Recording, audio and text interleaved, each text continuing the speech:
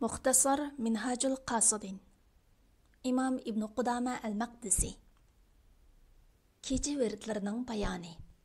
Birinchisi, quyosh patgandan boshlab xubdan vaqtigacha bo'lgan oraliqdagi wird. Ya'ni quyosh patganda banda sham namozini o'qiydi va sham bilan xubdan orasini ibodat bilan o'tkazadi. Anas radhiyallohu anhudan rivoyat qilinishicha, ularning beqillari o'rin ko'rpidan yiroq bo'ladi. Ya'ni ular kechasi ibodat qilib oz uxlaydi degan oyat payg'ambar sallallohu alayhi vasallamning sahobalari haqida tushgan bo'lib, ular sham bilan xubdan orasida namoz o'qiydi. Abu Hurayra radhiyallohu anhu rivoyat qiladi-ki, payg'ambar sallallohu alayhi vasallam kimki namoz shamdan keyin 6 rakat nafil namoz o'qisa va o'ttirliqida yomon so'z so'zlamasa, u kishiga 12 yillik ibodatning ajri yoziladi degan. İkincisi, shafaq qizilliqini g'oyib bo'lib, ya'ni xubdanning dastlabki vaqtidan uyqu vaqtigacha bo'lgan oraliqdagi wird bo'lib, bu oraliqda azon bilan qomat orasida mumkin qadar ko'p namoz o'qish mustahabdir. Bu asnoda sajda va mulk suralari o'qiladi. Chunki Rasululloh sallallohu alayhi vasallam bu ikki surani o'qimay uxlamaydi. İbn Mas'ud radhiyallohu anhudan rivoyat qilingan yana bir hadisda Rasululloh sallallohu alayhi vasallam kimki har kecha sura voqiyan o'qisa, kambag'allik yuz ko'rmaydi degan. Uchinchisi, kech qiyomda turishga odatlanmagan bo'lsa, uxlashdan oldin vitr namozi o'qish. Agar kechida qiyomda turishga odatlangan bo'lsa, vitr namozini kechiktirib o'qishi afzaldir. Ayşe radhiyallohu anha payg'ambar sallallohu alayhi vasallam vitrni kechining har vaqtida, ya'ni dastlabidimi, o'ttirsidimi, oxirisidimi o'qigan. Hatto keyingi kunlarda sahar vaqtida o'qigan degan. Vitrdan keyin 3 qatim Subhanal Malikil Quddus, barliq ayib nuqsonlardan pak, haqiqiy podshoh bo'lgan Alloh pokdir deyiladi. 4-chi wird uyqudur. Bizning nazarimizda uxlashmi bir virddir. Chunki adabiy rioya qilib va ko'ngilga izgu niyatni pukib uxlagan uyqudan ibodat savobi kutiladi. Muaz radhiyallohu anhu men turgan qiyomimdan savob kutgunimdek uyqumdanmi savob umid qilaman degan. Uyquning adablaridan biri tahorat bilan uxlash. Ayşe radhiyallohu anha rivoyat qiladi-ki, payg'ambar sallallohu alayhi vasallam junub holda uxlamoqchi bo'lsa, namozga tahorat olgandek tahorat oladi. Abdullah ibn Amr ibn As radhiyallohu anhuma aytadi: Ruhlar haqiqatan uyqudagi holatida osmonga ko'tarildi. Ondan arishning qishida sajda qilishga buyurildi. Bu chaqda tahoratlik bo'lgan ruh arishning qishiga sajda qiladi, tahoratsiz bo'lgan ruh arishdan yiroq holda sajda qiladi. Uyquning adablaridan yana uxlashning oldida tavba qilish. Chunki tishini poklagan kishi ichini poklash kerak. Balkim kishi uyqu holida o'lib ketishi mumkin. Qalbidan bir musulmonga bo'lgan o'shmanlikni yo'qotish. Musulmonga zulm qilishni o'ylamaslik va uyg'ongan chaqda gunoh o'tkazmaslikka niyat qilish. Vasiyat qilishga tegishli narsalar bo'lsa, uxlashdan oldin vasiyatni yozib qishida qo'yib uxlash. Sayyihinda Ibn Umar radhiyallohu anhudan rivoyat qilindiki, payg'ambar sallallohu alayhi vasallam vasiyat qilgudek narsasi bar turib, 2 kechani o'tkazgan bir musulmonning vazifasi darhol vasiyatini yozib yenida saqlashdir degan. Rahat va yumshoq ko'rp to'shaklarda yotmaslik kerak. Chunki bu uyquni oshirdi. Darvaqa payg'ambar sallallohu alayhi vasallamga 2 qat ko'rp silib berilganda u zot bundaq to'shakda yetish meni kecha namozidan to'sib qo'ydi degan ekan. Ig'ir uyqu tutmoqcha uxlamaslikmi uyquning adablaridandir. Chunki salaflar uyqu bosmoqcha uxlamaydi.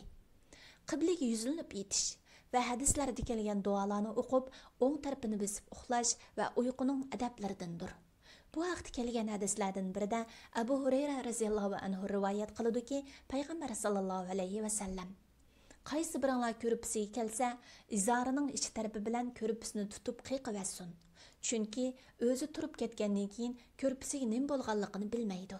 Ondan yotganda Bismika robbi wada'tu jambi va bika arfa'uhu in amsakta nafsi farhamha va in arsaltaha fahfazha bima tahfazu bihi solihin.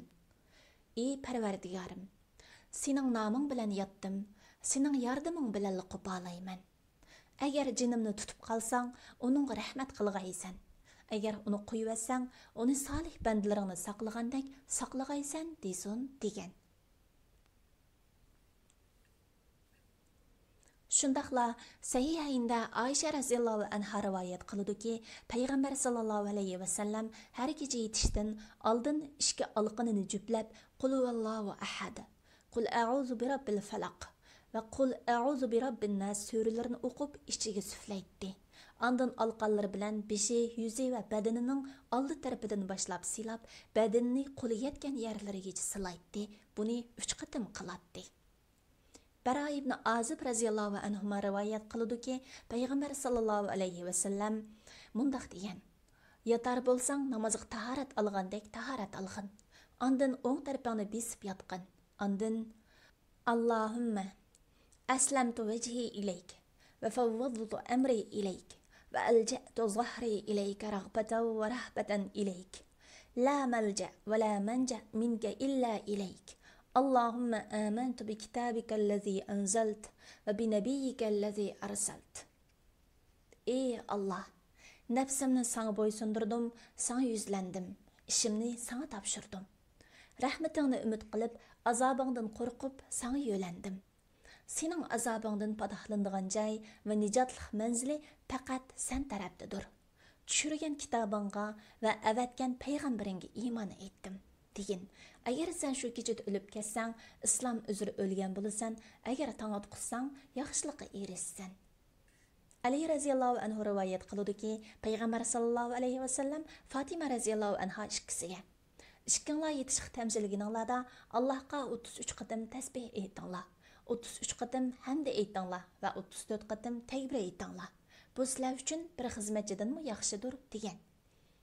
Abu Hurayra raziyallohu anhu rivoyat qilgan Ramazonda zakot saqlash haqidagi mashhur hadisda shayton uningga: "Sen yetishdan burun Ayatul Kursini o'qig'inki, sening Alloh tarafdan doimo bir qo'g'liqching bo'ladi.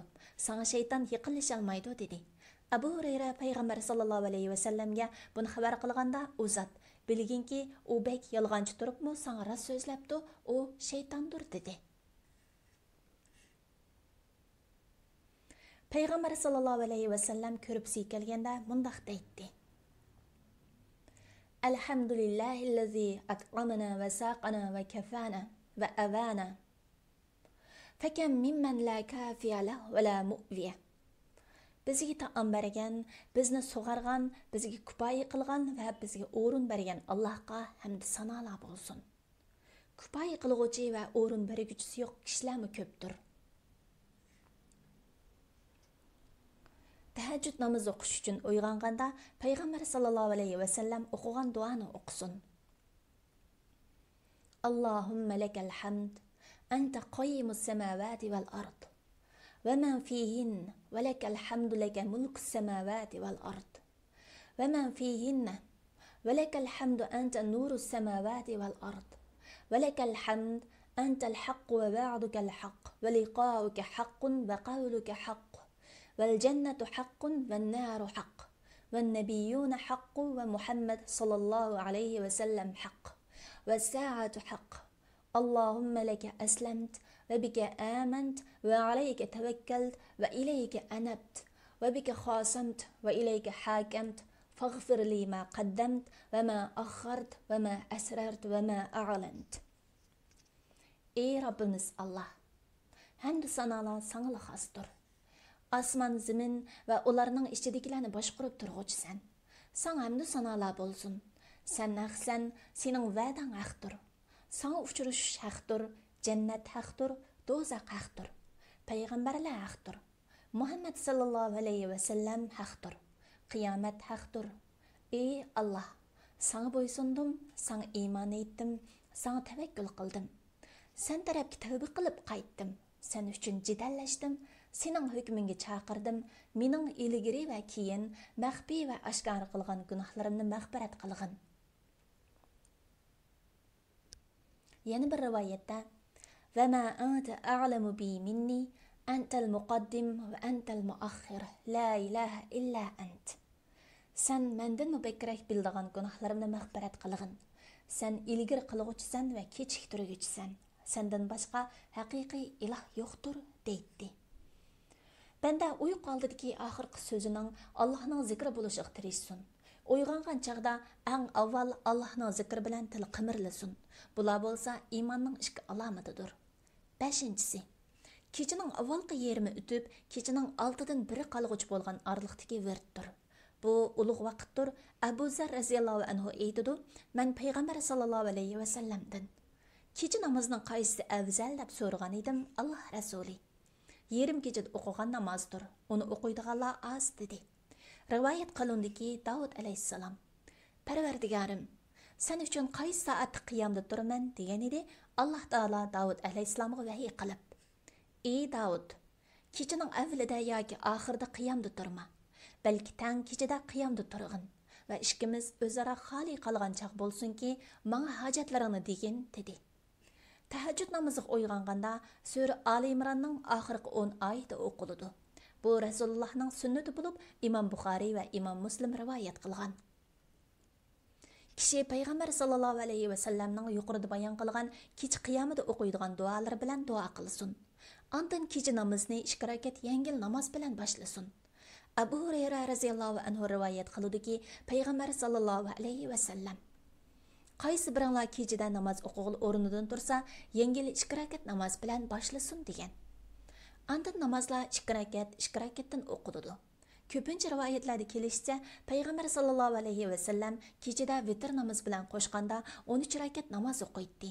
Kecha namozi kamida 7 rakatdir. 6-si, kechaning oxirgi 6dan 1dagi zikrlardir. Ya'ni subhi vaqtidir. Haq taolo deydiki, ular saharlarda Parvardigoridan mag'firat tilaydi. Hadisda kecha oxirining qiroatiga farishtalar qatnashadi deyilgan.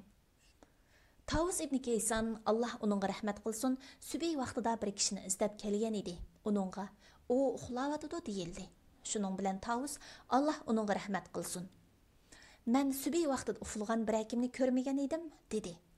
Allah rizosini iroda qilguvchi subhi namozidan keyin Alloh azza va jalladan mag'firat tilasin. Rivoyat qilinurki, Ibn Umar raziyallohu anhu shunday qiladi. Tilolg'uchi doktor Abdulaziz rahmatulloh. Tarjim qilguvchi Abdullah Abdulmajid. Nashr qilguvchi Sajiya Islom tadqiqot markazi.